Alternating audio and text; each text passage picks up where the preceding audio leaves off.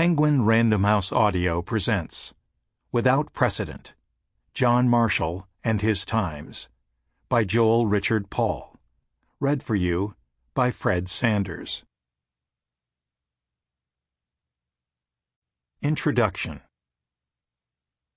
None of the founding generation of American leaders had a greater impact on the American Constitution than John Marshall, and no one did more than Marshall to preserve the delicate unity of the fledgling republic.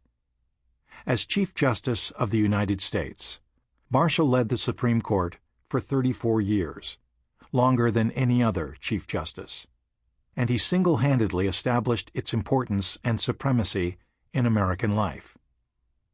What George Washington was to American politics, John Marshall was to American justice.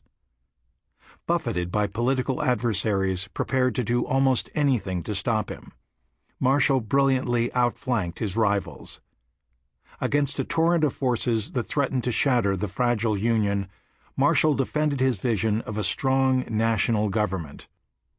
Armed with nothing more than his eloquence and his gift for invention, Marshall triumphed against all odds.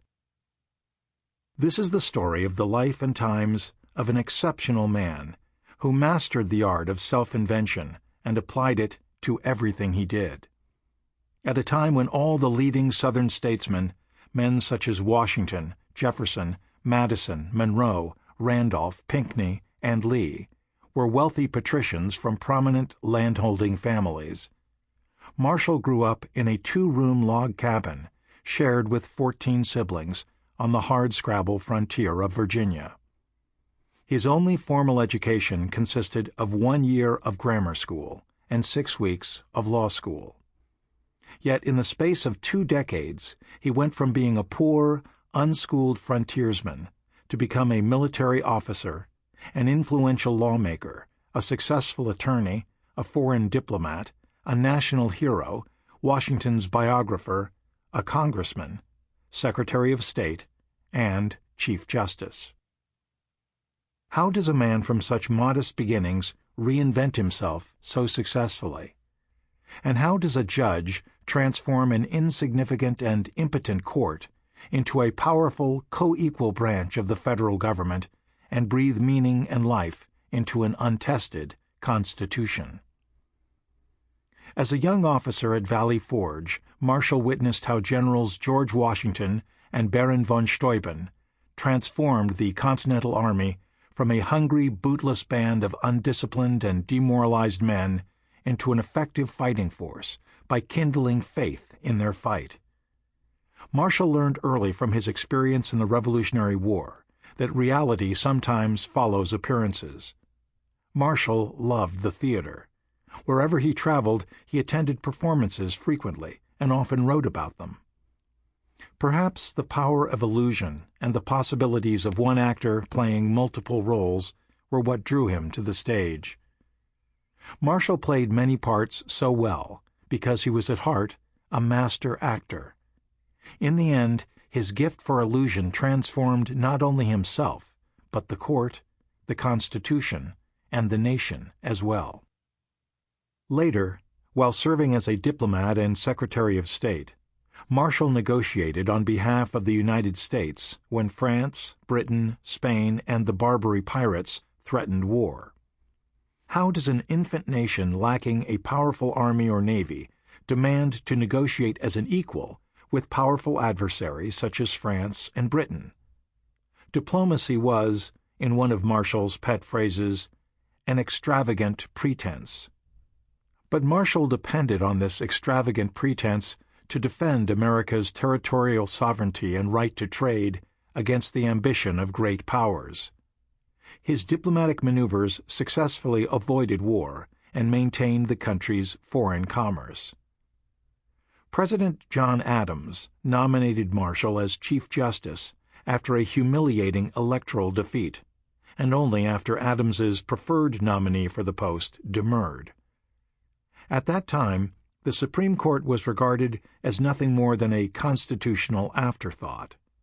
The court had few cases, little dignity, and no genuine authority.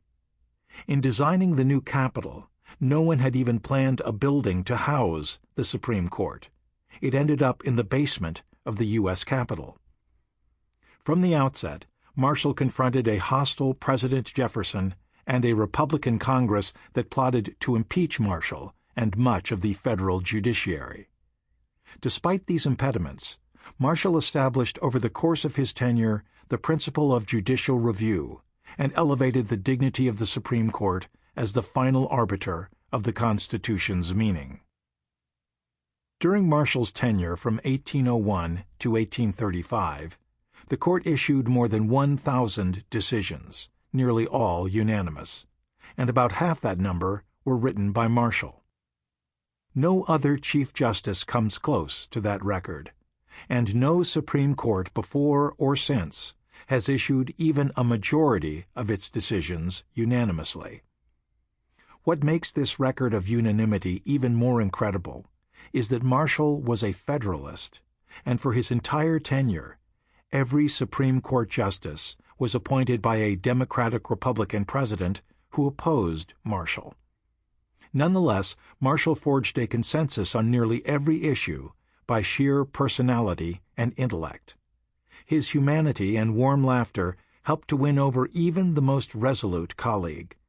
He rejected a strict construction of the Constitution and insisted on reading the Constitution broadly as a living document that responded to the needs and demands of a growing nation. Marshall envisioned a modern national economy under a strong federal government. He conceived virtually every foundational doctrine of constitutional law that has guided the United States for 2 centuries. While Marshall's contributions to American constitutional law are well known, his contributions to international law were just as important. On the court, he confronted a stream of cases for which there were no clear rules or precedents. He was compelled to create new precedents. Cases involving pirates, slaves, and Indians were especially thorny, and Marshall continually crafted new doctrines for deciding these cases. For 34 years on the Supreme Court, Marshall resisted the centrifugal forces of regionalism and parochialism. He eschewed rigid ideology. His was a consistent voice for moderation, compromise, and pragmatism in the face of ideologues and adversaries. In an era without precedent, Marshall invented the legal principles that form the foundation of American constitutional and international law today. He defended the independence of the judiciary and the sanctity of property and contract. He jealously guarded the separation of powers, and he dared to imagine a dynamic interpretation of the Constitution that could accommodate the nation's progress from a backward, localized agrarian economy to a modern, national, industrial economy. In a revolutionary time against myriad enemies, both foreign and domestic, Marshall held the court, the Constitution, and the Union together. Chapter 1. The Frontier Soldier. Lieutenant General Baron von Steuben could not believe his eyes. At great risk and personal expense, he had traveled 4,000 miles across the Atlantic from Prussia to join the Continental Army. Arriving at Valley Forge, Pennsylvania, in February 1778, he surveyed the desperate condition of this pathetic army with a mixture of alarm and disgust. He felt deceived. Under a gunmetal sky, he came on horseback from the town of York, 80 miles west, where Congress had fled after the British captured Philadelphia.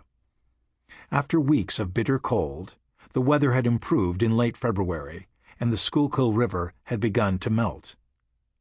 From a distance, Steuben could see 1,000 cabins crowding the hills. Smoke curled out of a forest of chimneys.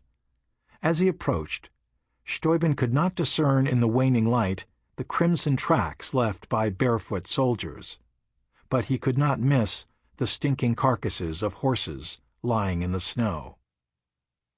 General Washington met him on horseback outside the camp. The handsome, imposing Virginian and the plump Prussian with bulging lips and thick eyebrows. Sample complete. Ready to continue?